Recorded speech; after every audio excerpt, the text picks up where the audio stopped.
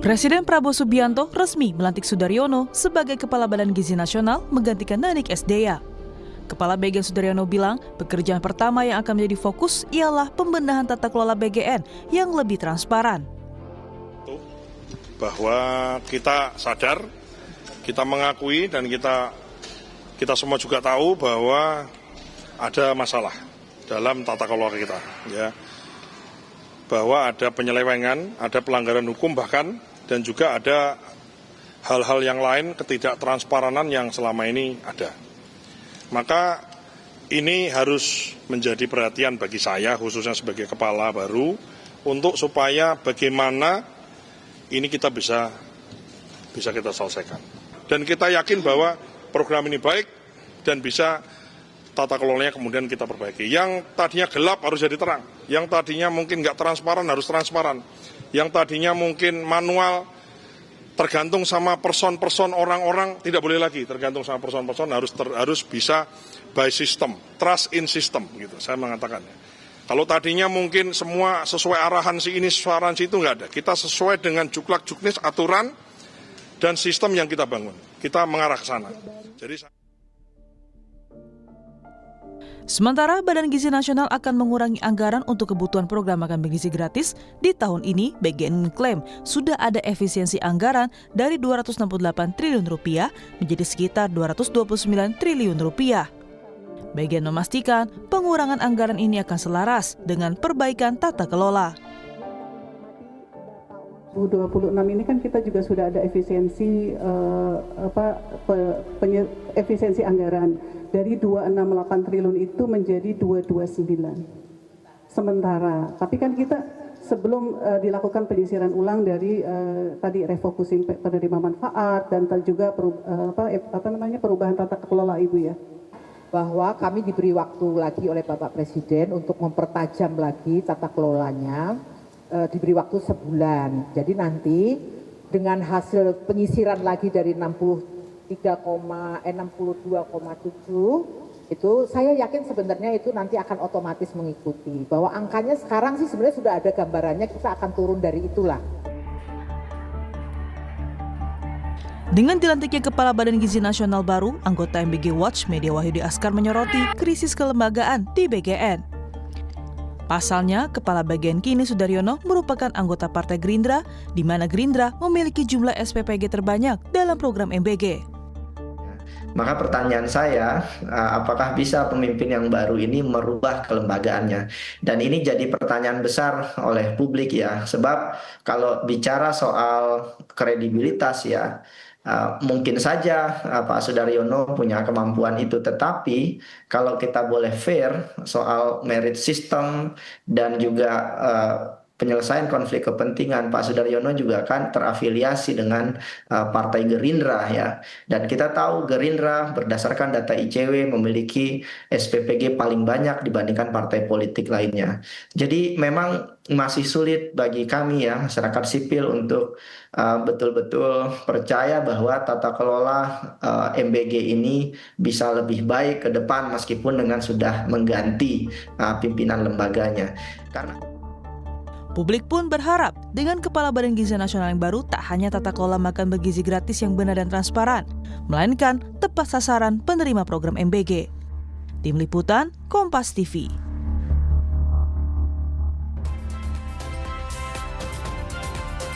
Kepala Badan Gizi Nasional Sudaryono bilang pekerjaan pertamanya ialah membenahi tata kelola menjadi prioritas agar berjalan lebih transparan. Di sisi lain, masyarakat menuntut pengelolaan MBG ini lebih transparan dan tepat sasaran.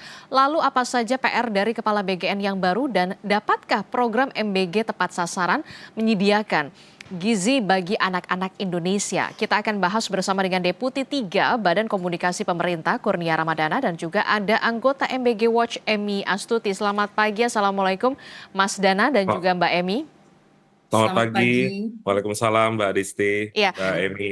Saya ingin ke Mas Dana dulu. Mas Dana, kalau kita lihat hari ini 23 Juli, begitu ya, kita lihat hari ini Hari Anak Nasional. Tentu sepaham dengan apa yang diharapkan oleh Presiden Prabowo Subianto agar anak-anak ini bisa mendapatkan gizi yang baik supaya ada lahir SDM unggul untuk mewujudkan Indonesia Emas di 2045. Nah, kalau kita lihat kemarin Kepala BGN sudah resmi dilantik Pak Sudaryono begitu ya. Nah, konkretnya tadi diakui oleh Kepala BGN yang baru bahwa memang ada permasalahan di BGN, bahkan juga mengakui ada pelanggaran hukum di sana.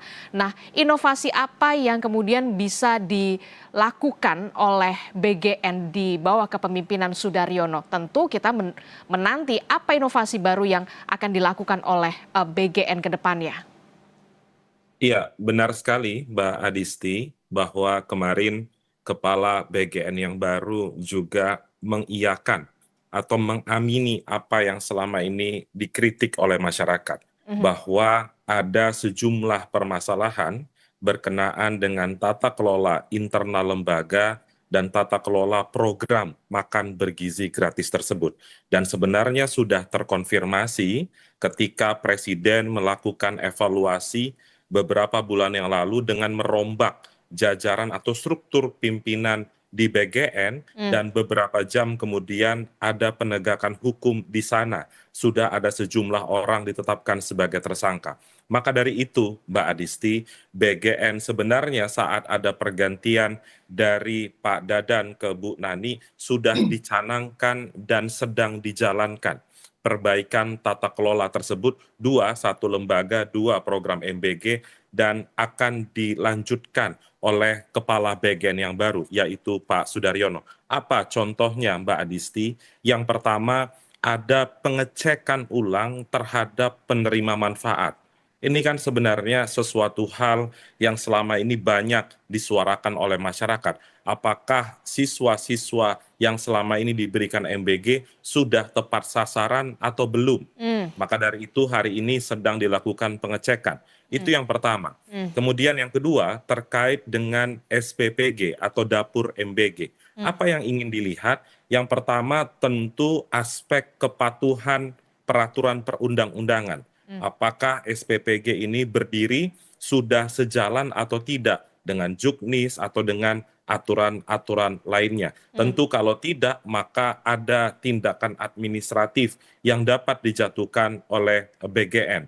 Dan ini semua, Mbak Adisti, dilakukan demi program MBG ini dapat menyasar benar-benar penerima manfaat sebagaimana yang diinginkan oleh Presiden Prabowo Subianto. Karena MBG ini menjadi suatu hal yang penting terkait dengan aspek kesehatan, pendidikan, penyerapan tenaga kerja, dan roda perekonomian yang jalan di tengah masyarakat. Demikian Mbak Adisti.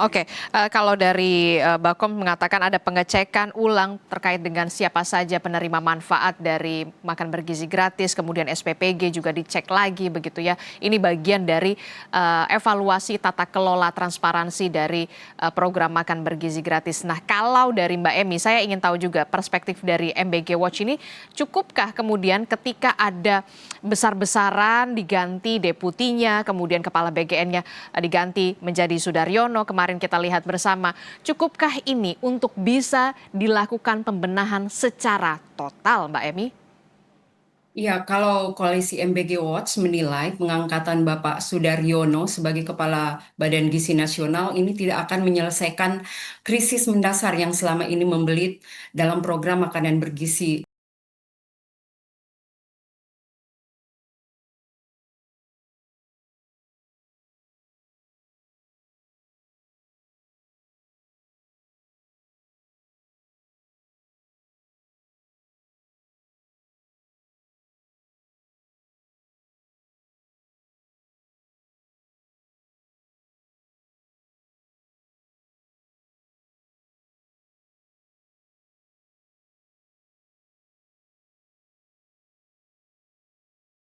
Gratis ini. Jadi pergantian ini tidak akan merubah apapun karena hanya mengganti pemain utama aja, Mbak. Jadi pemeran utamanya ini berganti tetapi panggungnya ini tetap sama dan fondasi yang menopang itu tetap rapuh.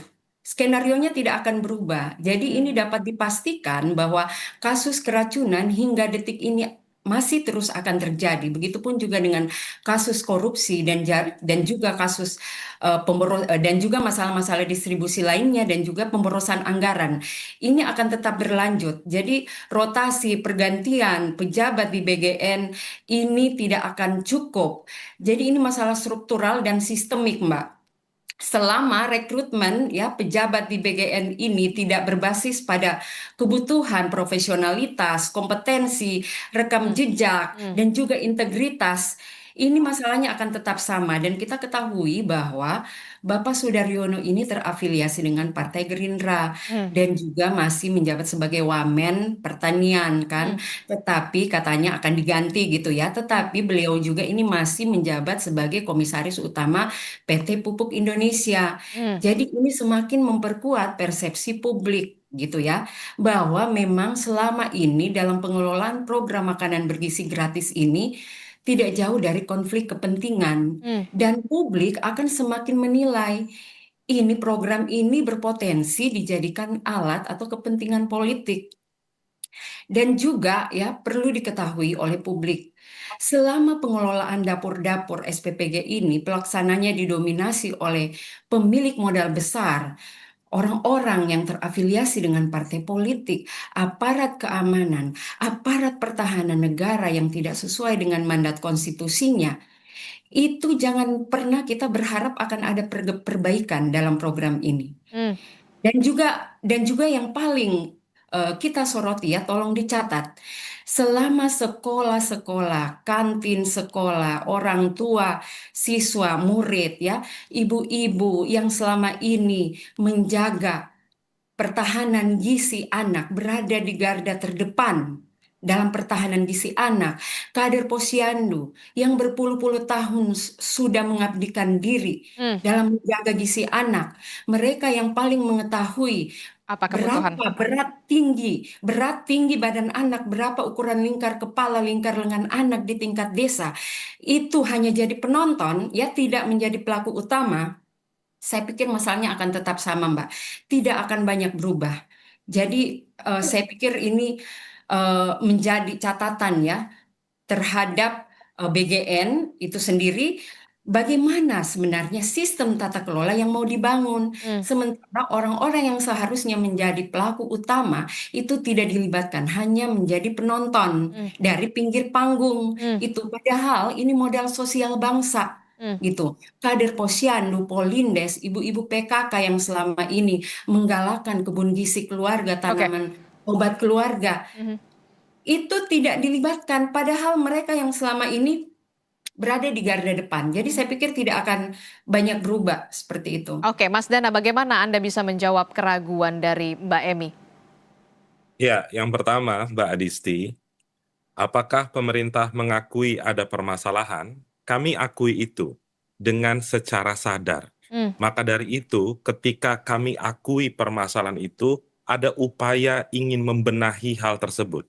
Selama ini masyarakat mengkritik soal pemborosan anggaran, kemudian pemerintah mencoba mendengarkan itu dan melihat lebih lanjut bagaimana struktur anggaran di BGN untuk program MBG. Tadi yang diputar VT Kompas dari angka 268 triliun, saat ini sudah menjadi 229 triliun. Apakah itu akan berhenti? Tentu tidak.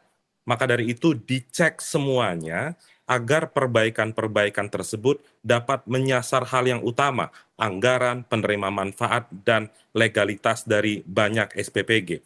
Kemudian, kemarin Mbak Adisti, seperti tadi Mbak Adisti sampaikan kepada Ibu Emi, ada pergantian pejabat eselon 1, 5 orang di BGN. Saya ingin memperlihatkan dan menggambarkan bagaimana BGN hari ini mencoba mengintegrasikan kebutuhan dan person to person yang akan menempati jabatan eselon 1. Tadi kan Mbak Emi menyinggung soal merit system. Ada sejumlah gambaran yang bisa BGN perlihatkan terkait dengan pergantian eselon 1 kemarin. Ada 4 paling tidak, Mbak Adisti. Yang pertama, dalam aspek kesehatan, karena pada akhirnya niat dari MBG atau Bapak Presiden tentang keterpenuhan gizi anak, maka dari itu diangkat pejabat dari Kementerian Kesehatan. Kemudian yang kedua, ada kelindan, antara program MBG dengan pendidikan. Maka dari itu diangkat dari Kemendikdasmen, Pendidikan Dasar dan Menengah. Oke. Yang ketiga, ada problem soal tertib administrasi keuangan. Ditariklah orang Kementerian Keuangan. Dan yang keempat, yang terpenting Mbak Adisti, ada problem soal pengawasan dan penegakan di BGN. Maka dari itu, BGN mengangkat pejabat dari BPKP dan Kejaksaan Agung. Bahkan Mbak Adisti, wakil kepala BGN itu adalah wakil yang punya pengalaman panjang soal tertib administrasi dan tata kelola lembaga. Oke. Karena dulunya adalah wakil kepala BPKP. Apa yang saya sampaikan tadi Mbak Aditi, itu semua didapatkan dari masyarakat. Jadi tidak benar kalau masyarakat itu di pinggir panggung. Justru masyarakat ada di tengah panggung, menyuarakan dan pemerintah mendengarkan itu, berusaha untuk mengakomodir kritik-kritik dari masyarakat tersebut. Oke, Demikian, Mbak. itu di pucuk pimpinan pusat. Lalu bagaimana di lapangannya? Seperti apa? Ini kan yang kemudian juga menjadi persoalan yang harus segera dibenahi, tidak hanya di pucuk pimpinan, tapi juga kemudian di lapangan. Tadi disinggung oleh Mbak Emi, harusnya ada pelibatan ibu-ibu PKK, kemudian posyandu di sana, kantin sekolah, orang tua murid, bahkan pihak sekolahnya. Bagaimana Anda bisa menjawab ini? Ya, yang pertama Mbak Disti, bagaimana yang terlihat di lapangan. Mbak Disti, kalau dibuka, saya ambil contoh, dibuka sosial media, ada banyak sekali kritik tentang MBG, tentang dapur yang tidak layak, makanan yang tidak sehat sehingga menyebabkan anak keracunan. Maka dari itu Mbak Adisti, dari masukan masyarakat itu, pemerintah atau BGN menjatuhkan sanksi administratif berupa mensuspend ribuan SPPG. Tentu itu tidak bisa dijauhkan dari masukan masyarakat. Itu yang pertama. Kemudian yang kedua, Mbak Adisti, soal kantin sekolah saya rasa itu masih dalam proses kajian di Oke. dalam BGN sendiri untuk diperbaiki ke depan. Demikian Mbak Adisti. Oke, silahkan responnya Mbak Emi. Iya, jadi saya mau soroti ya tentang program makanan bergizi gratis ini yang hingga saat ini semua provinsi, semua daerah itu masih mendapatkan. Nah, ini agenda pemerintah yang prioritas sebenarnya seperti apa? Karena tidak semua provinsi, daerah itu punya masalah dan kebutuhan yang sama terkait kesehatan khususnya gizi ini. Ada provinsi-provinsi dengan angka prevalensi tertinggi. Sekarang kalau kita mau ambil yang top 3, itu ada Nusa Tenggara Timur, berada di angka 37% angka prevalensi stuntingnya. Iya, terus kemudian Sulawesi Barat 35,4%. Terus kemudian Papua Barat Daya 30,5%. Kalau mau top 3 ya ini dulu gitu. Jangan mau disamaratakan semuanya. Ini semua provinsi dapat kan. Nah, padahal ada provinsi-provinsi itu yang sudah menuju zero angka stuntingnya, seperti itu Mbak. Begitupun juga dengan penerima manfaat ini. Seharusnya kan spesifik kepada kelompok rentan dan yang paling membutuhkan. Siapa itu? Ibu hamil, ibu menyusui, kemudian balita. Ini kan semua anak dapat. SD, SMP, SMA, baik kelas ekonomi yang menengah ke atas ya, orang kaya pun dapat, dan juga yang kelas ekonomi menengah juga dapat. Nah, ini tidak ada prioritas seperti itu. Nah, ini yang menjadi masalah, Mbak. Dan tadi dikatakan bahwa sedang membangun sistem transparansi dan akuntabilitas. Saya mau tanya, apakah agenda BGN ini itu udah menyiapkan procurement pengadaan barang dan jasa berbasis digital? Apakah sudah ada SOP yang dibangun, ya, SOP anti korupsi, SOP konflik of interest, kemudian SOP penanganan kasus keracunan, SOP quality control, SOP keamanan pangan.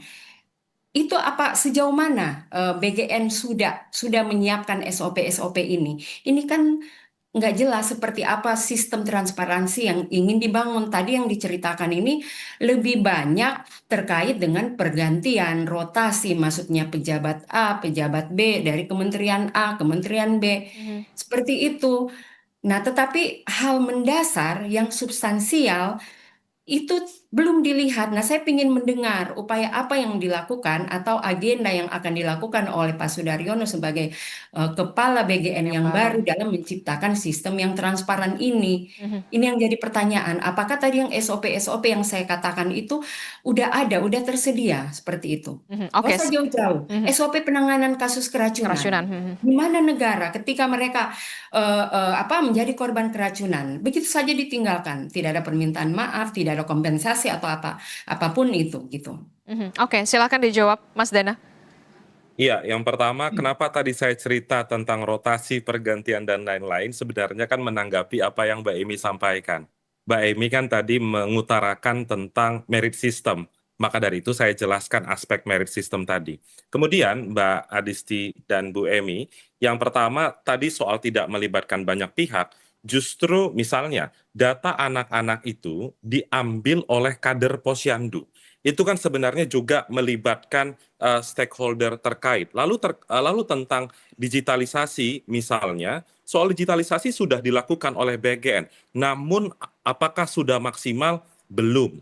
Dan itu saat ini sedang ditingkatkan karena ada alasan geografis, kejangkauan sinyal, dan lain-lain. Jadi sebenarnya perbaikan-perbaikan itu sedang dilakukan oleh BGN. Selain itu, Mbak Adisti, beberapa waktu lalu juga BGN sudah menyambangi Komisi Pemberantasan Korupsi karena KPK juga melaunching kajiannya berkenaan dengan MBG. Sehingga dengan harapan atau dengan permasalahan korupsi kemarin, harapannya aspek integritas itu dapat ditekankan dalam banyak kebijakan di BGN. Misalnya Mbak Adisti, tadi yang Mbak Emi sampaikan soal pengadaan, ya itu memang diakui, justru itu yang menjadi problem hukum kemarin di Kejaksaan Agung. Ada markup yang luar biasa besar yang diungkap oleh Kejaksaan Agung dan aspek konflik kepentingan. Dua hal itu sedang berusaha dibenahi. Untuk konflik kepentingan, beberapa waktu lalu ada pernyataan dari Wakil Kepala BGN yang melarang setiap unsur Badan Gizi Nasional memiliki SPPG. Itu kan menekankan ketentuan tentang anti konflik kepentingan.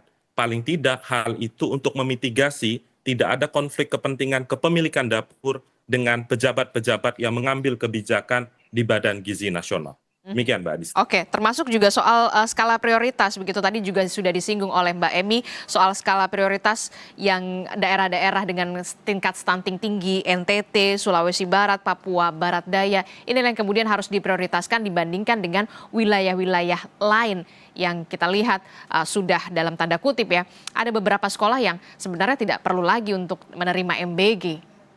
Setuju Mbak Adisti, itu yang tadi di bagian awal diskusi kita saya sampaikan. Sedang ada pengecekan ulang terhadap penerima manfaat. Apakah penerima manfaat selama ini sudah tepat atau tidak? Misalnya untuk skala perekonomian.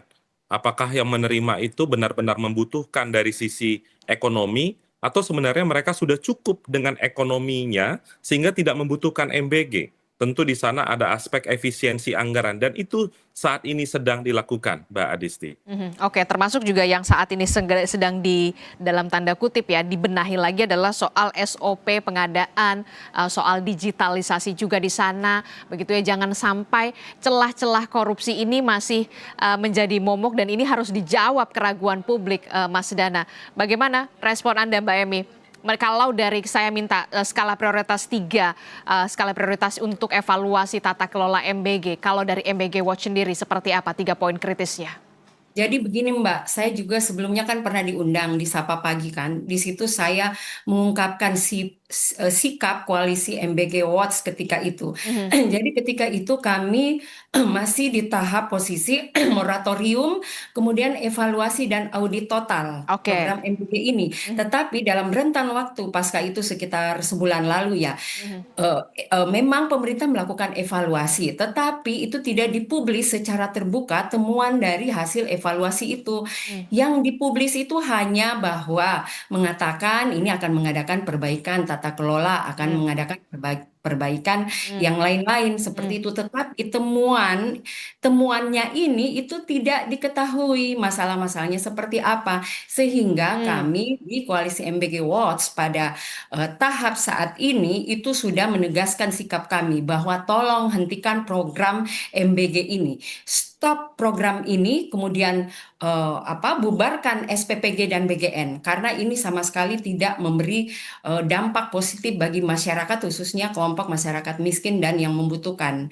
Kemudian kami juga saat ini ya mendorong supaya aparat penegak hukum ini berani membongkar dan mengusut tuntas kasus dugaan korupsi dalam program MBG ini hingga ke level presiden, serta hukum maksimal seluruh pelakunya tanpa pandang bulu.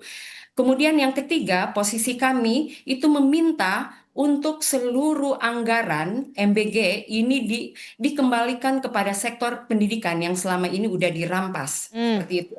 Kemudian kembalikan ke sektor kesehatan. Lebih baik anggaran MBG ini itu digunakan membeli alat-alat kesehatan ya di pulau-pulau yang prioritas, di provinsi-provinsi yang prioritas.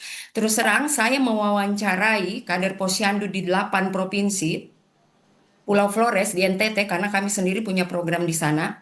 Di NTT kemudian di Sulawesi Barat, ini top 3, kami punya program nutrisi di sana. Itu menemukan bahwa 90% alat kesehatan di Polindes itu rusak. Mending ya ini anggaran program MBG dialokasikan ke sektor kesehatan untuk memenuhi keterbatasan alat-alat kesehatan ini. Kembalikan tupoksi kementerian yang selama ini memiliki pengalaman dalam pengelolaan gizi. Siapa? Kementerian Kesehatan. Karena mereka lah yang selama ini berpuluh-puluh tahun memiliki pengalaman di sana gitu. Perangkatnya pun lengkap. Kader Posyandunya udah puluhan tahun berpengalaman. Polindesnya lengkap. Tapi saat ini kondisinya ya, khususnya di daerah-daerah yang angka prevalensi stuntingnya tertinggi, itu kesulitan di alat kesehatan. Bagaimana mereka mau mengukur tinggi berat badan anak, ya lingkar kepala kalau semua alatnya tidak ada, rusak. Iya, coba dicek di Sepulau Flores loh. Cek di sana, itu semua alat kesehatannya rusak. Mereka tidak bisa membeli lagi menggunakan, mau mengharap alokasi dana desa, udah nggak cukup dari dana desa. Nggak ada. Timbangan pun aja, timbangan bayi yang digital itu mereka harus patungan membeli. Itu saya mewawancarai kader Posyandu dan kepala Polindes di Kabupaten Sika, Maumere, di desa Kolisia, ya. Itu dicatat. Jadi mereka bayangkan patungan 2.000 masyarakat patungan 2.000 untuk membeli alat timbangan digital bayi. Seperti itu. Jadi lebih baik dialokasikan ke sana dan juga termasuk alokasikan ke sektor perlindungan sosial, khususnya untuk masyarakat miskin dan rentan. Jadi posisi kami, sikap kami sekarang ini 3. Sangat sulit untuk kita berharap ada perbaikan. Kita sudah lihat perjalanannya dari setahun dipimpin Dadang, kemudian diganti Bu Nani, kemudian sekarang lagi Pak Sudaryono dengan konflik kepentingan seperti itu, rangkap jabatan. Kita tidak bisa berharap banyak.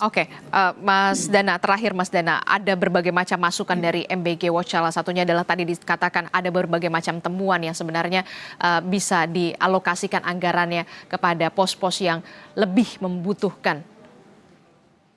Iya, saya rasa kalau kesimpulannya adalah MBG ini harus dihentikan, kami anggap kesimpulan itu melompat dari permasalahan ya. Bahwa ada permasalahan yang tadi Mbak Emy sampaikan, ada sederet permasalahan, kami sepakat dengan itu dan sedang diperbaiki. Dan kalau merujuk pada data, saya ambil data misalnya per akhir Mei tahun 2026 ya Mbak Adisti. Penerima manfaat dari program MBG itu menyentuh angka 62,7 juta orang. Jumlah SPPG ada 29,8 ribu, dan penyerapan tenaga kerja baru itu 1,3 juta orang. Jadi sebenarnya tidak tepat juga kalau gebiah uyah mengatakan bahwa MBG ini problem semua isinya.